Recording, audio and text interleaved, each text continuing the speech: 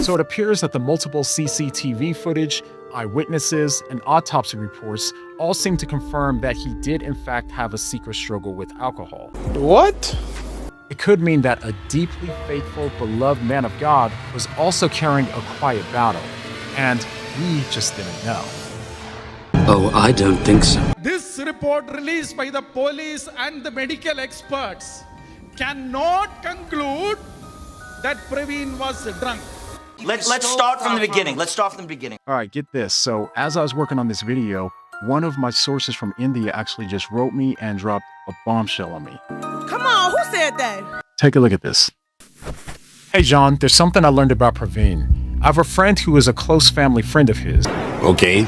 I didn't know he had that connection, but when I was asking around, he shared that Praveen had a secret tussle with alcohol. In this 15 years, none of us, to the best of my knowledge, did not even have an iota of doubt.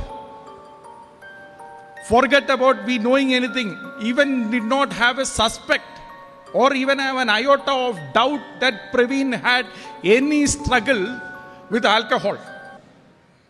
He said it wasn't a full-blown out addiction, but it came to the attention of his corporate colleagues and subsequently Praveen's close family. Apparently my dad's friend knew, but he didn't disclose it to my friend or his mother until after the accident. That makes sense since it's not ideal to spread about someone's secret struggles, especially when they're in ministry. He was devastated to hear it, and so was I. I remain skeptical still. I don't know why. I don't think my friend was lying. Maybe it was just denial at that stage. And that's when the police reports came. The report showed alcohol presence in his body. The postmortem report came, and the postmortem report they concluded, I'll first read the conclusion, head injury and other multiple injuries associated with the consumption of ethyl alcohol.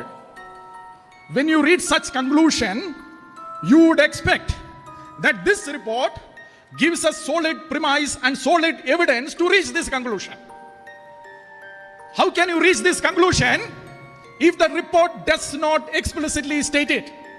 So with very seriousness, because he is our dear brother, we wanted to know our dear brother who was with us in the ministry for 15 years, if he had a struggle and we did not know, then it is a failure from our side also. So with the seriousness, we read the report, we used the tools, we consulted the experts, and to our astonishment, then this report released by the police and the medical experts cannot conclude that Praveen was drunk. He said it wasn't a full-blown out addiction. Reports then stated that he had purchased alcohol on previous journeys too, on March 12th and 13th. As per the official version, Brother Praveen Pagadala supposedly bought 3 times alcohol. Not one, thrice in 24 hours. We all know that anybody who can drink thrice in 24 hours is a habitual drinker. He is a drunkard. That is one of the first assumptions that we make. So we went into the liver. We went into the liver because the report explicitly states about the liver. What is the condition of the liver? And I read the report. The 1070 gram liver has a smooth, soft and capsular surface. It goes on to speak about the liver as being perfectly well, except for the decomposition after the death. Liver does not have any issue. The prevailing theory in our Christian community was that all of this was set up, and everyone said so because no one who knew him, not even his ministry associates, could imagine him taking alcohol. The Christian community always denounced alcohol. This was uncharacteristic of someone like Praveen. I too held on to this until I heard from my friend. Maybe Praveen's wife's silence on the alcohol presence makes sense now. I don't know. Lies, lies, and more lies, and lies on top of lies. And after reading this, honestly, I'm not really sure what to think. I don't think you have the facilities for that, big man. Let us hypothetically assume he was not a habitual drinker. Occasionally, probably he used to drink, and that day was that occasion where he drank for 3 times. Let us assume it. Then it should show in the body, right?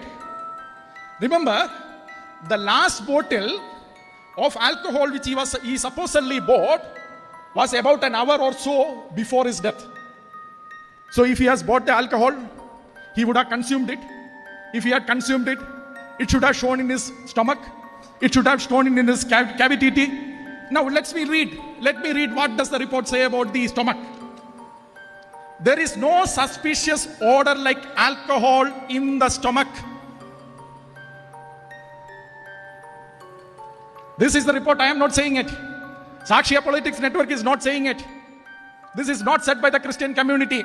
Report says there is no odor like alcohol in the stomach. Now, not only in the stomach, he was drinking. They are accusing him of drinking for 24 hours, thrice. So, about the cavities, it should be there in the other part of the body. And it says, again, under the internal examination findings, serous cavities, the report says, first I read about the stomach. An odor like alcohol is not apparent in the body cavities. A person who has been drinking in 24 hours 3 times, stomach doesn't have the alcohol, body cavities doesn't have the alcohol. Where did that alcohol go? I trust my source and I know his character, so I believe that he's being honest and sincere. Oh, the postmortem report goes on to say that there was ethyl alcohol in the body. My brothers and sisters, if you are cleansed with a sanitizer, in COVID time we were all used to cleanse our hands with a sanitizer, right? Like hospitals, you go, they sanitize you with, if there is a wound, they sanitize you, they clean the table with the sanitizer, they clean the instrument with the sanitizer. If you have been cleansed with the sanitizer, that is one possibility, ethyl alcohol will be there. Second possibility, after the person is dead, body starts decomposing and small amount of ethyl alcohol can be found in the decomposed body also. So our question is, if it is not by the sanitation, if it is not by the decomposition, we would like to know the quantity. See, even if police catches you, for a drunken driver, they will look at the quantity of the alcohol. That's a simple test. Every police person who tests that knows that quantity has to be measured. This serious report doesn't mention the quantity. Why? Because if the quantity mentions, it will go against your narrative. If you mention the quantity, that your entire story will fall like a pack of cards. Why is the quantity not mentioned? You may say that you have been involved with him in the ministry for 15 years, but he might have a secret thing that none of you know. Okay. But your report should give us the premise and the evidence for it, right? Your report and the evidences does not lead to the conclusion that he drank or he consumed. As I said, the first they said he consumed. Where is that evidence for that? This clears all the doubt. Now there is no further communication required from family or anybody else whether he was a habitual drinker, because the report says he was not a habitual drinker.